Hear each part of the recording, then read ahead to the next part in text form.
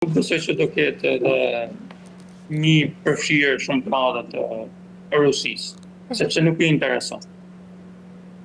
Nuk i intereson sepse ka luftën e vet me Ukrainën, të cilës akoma nuk po di t'japë drejtim. Mendoj që Irani është brenda një zjarri të shumë fiç, në cilin e ka futur vetvete. E gjitha ajo që mund të mbetet ndakmën është ose ndryshimi i rricimit ose marrja masash e liberalizimit të Republikës së Ajatollah.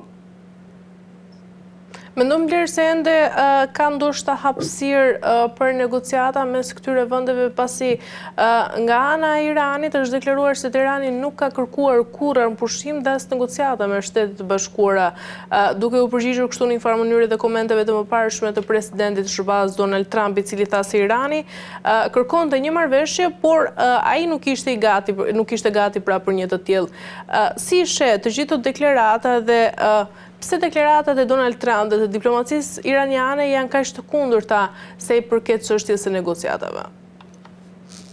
Sepse edhe në qoftë se ka tentativa kështu të nëndzeshme, Irani do përpiqet të tregojë që është shifor, edhe që do qëndrojë.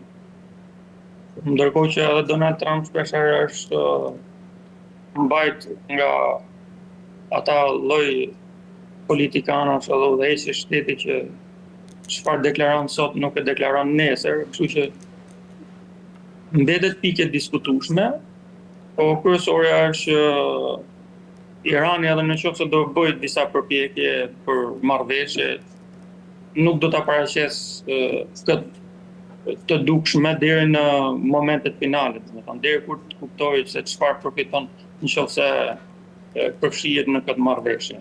Do përpiqet që ta mbajë si asin nën mong që të paktën nga aspekti propagandistik ta mbajë luftën gjallë, se jo rastisht sheh shumë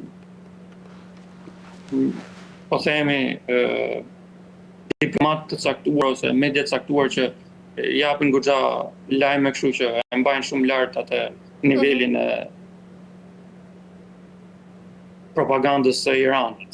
Dhe besimi që ata po fitojnë, pavarësisht se mediat më serioze dhe me çfarë pretendohet nga ata që janë specialistët më të mëdhenj fushës që Irani nuk e ka gjatë ushtarikisht. Ndërkohë që kur e shikon propagandën ose atë çfarë qitet nëpër disa media të caktuar, është e kundërta, duket sikur Irani po arrin suksese. Qartë.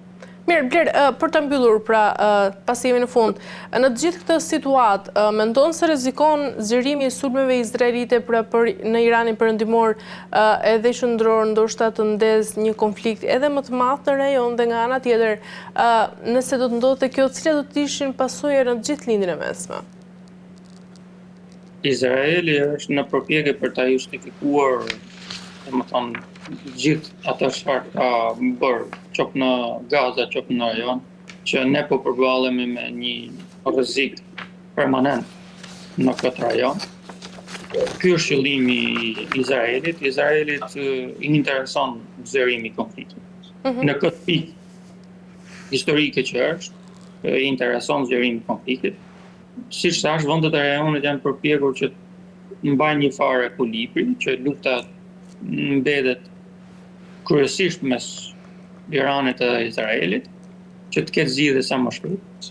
Po të kthehemi edhe historisë, domethënë, në kaluarën tregon që në fund të paktën prej në revolucionin e Khomeinit në 1979, 1980, prej në atë kohë, këto dy shtete kanë qenë kryesisht në konflikt propagandistik, pastaj edhe në iniciativa të ndryshme me grupe guerrille ose me mbështetje të grupeve të caktuara, qoftë si Hezbollah apo Hamasi ose. Kështu që po të kthehemi tek historia na dëshmon mos mirë se çfarë po ndodh sot. Ndoshta Shtetet e Bashkuara të Amerikës kohëve të fundit mendojnë që duhet të vendosen një farë stabiliteti në linjën e mesme, sepse nuk po arrin më ta justifikojnë pambarëmisht Izraelin. Ajo që e justifikojnë mbas asaj që ndodhi në Gaza, Izraelin është kjo luftë, kështu që duket sikur nga këtë luftë ka përfituar vetëm Izraeli. Edhe ndoshta duke pasur parasysh përmbajtjen e shtetit iranian, ndoshta edhe ajo ka justifikuar veten që jemi kaq të mbyllur, jemi ky lloj regjimi siç jemi, sepse kemi të bëjmë me Izraelin e me Shtetet Bashkuara të Amerikës. Domethënë, ndoshta Shtetet Bashkuara të Amerikës janë në qendër të kësaj lufte sepse janë mes për shkak të Izraelit, po kjo, ta themi shqip, duke si një kontraafar mes Izraelit dhe Iranit, duke sikur nga kjo luftë, pavarësisht se këto dy shtete po luftojnë njëra me tjetrën, duket sikur ja kanë justifikuar vetveten. Izraeli që ka përballë një shtet si Irani, ndërsa Irani po justifikon veten përballë protestave që filluan ndodhin në Iran, që shiko se jemi në gjendje lufte, ne duan të na shkatrojnë shtetin sepse ne jemi të fortë, ne jemi që mbajmë